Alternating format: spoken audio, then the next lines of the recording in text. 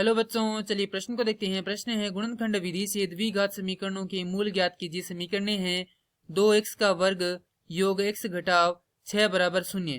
प्रश्न को हल करने से पहले जो प्रश्न की मुख्य अवधारणा है उस पर विचार करते हैं। तो इस प्रश्न के लिए जो मुख्य अवधारणा है वह हो जाएगी द्विघात समीकरण, अर्थात हम यहाँ पर यह देखेंगे कि द्विघात समीकरण क्या होती है। तो वे समीकरण जो ax का वर्ग योग bx योग c बराबर 0 के रूप में हो, द्विघात समीकरण कहलाती है। अब समीकरण दी गई उसे लिखते हैं 2x का वर्ग योग x घटाव 6 बराबर 0। इसे हमें हल करना है किस विधि से? गुणनखंड विधि से। गुणनखंड विधि के अंतर्गत यह होता है कि जो मध्य की संख्या अर्थात bx है, हमें उसके ऐसे टुकड़े करने होते हैं कि जिनका गुणनफल क्या हो, इन दोनों संख्याओं के गुणनफल के बराबर हो, उनका योग क्या आ जाए, यही संख्या पुनः आ जाए। तो यहाँ से हम देखें तो इन दोनों संख्याओं का गुणनफल कितना है? 12 है। किसका 12 है? ऋणात्मक का 12 है, क्योंकि 2 गुना 6 कितने होते हैं? 12, और यहाँ पर ऋणात्मक चिन्ह है तो ये क्या होगा? ऋणात्मक 12। अब हमें ऐसी संख्याएं निकालनी है जिनका गुणनफल क्या हो? ऋणात्मक 12 हो, तथा उनको जोड़ें तो हमारे पास क्या आ जाए? x आ जाए।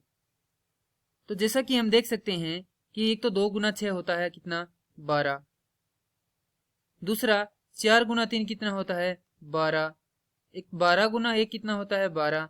उसके अलावा माफ कीजिए 12। उसके अलावा ऐसी कोई भी संख्या नहीं होगी यहाँ पर जिनका गुना क्या हो, पूर्णांक में क्या आ जाए? 12 आ जाए।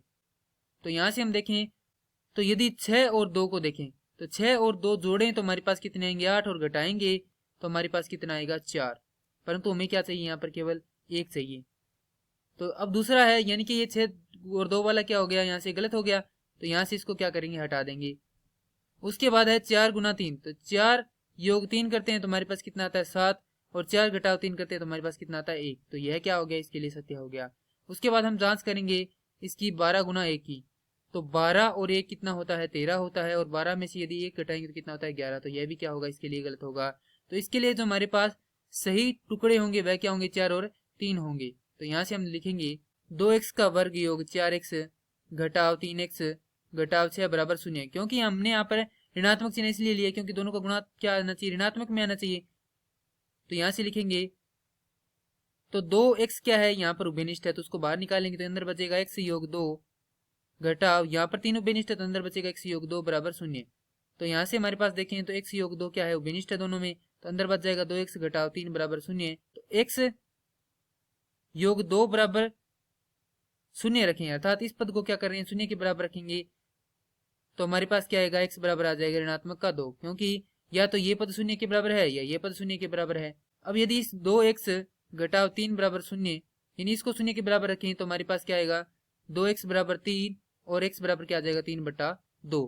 तो इस समीकरण के जो दो मूल हैं वह हमारे पास यह प्राप्त होते हैं कि x बराबर ऋणात्मक 2 व 3/2। मैं आशा करता हूँ कि यह प्रश्न आपको समझ में आया होगा। धन्यवाद।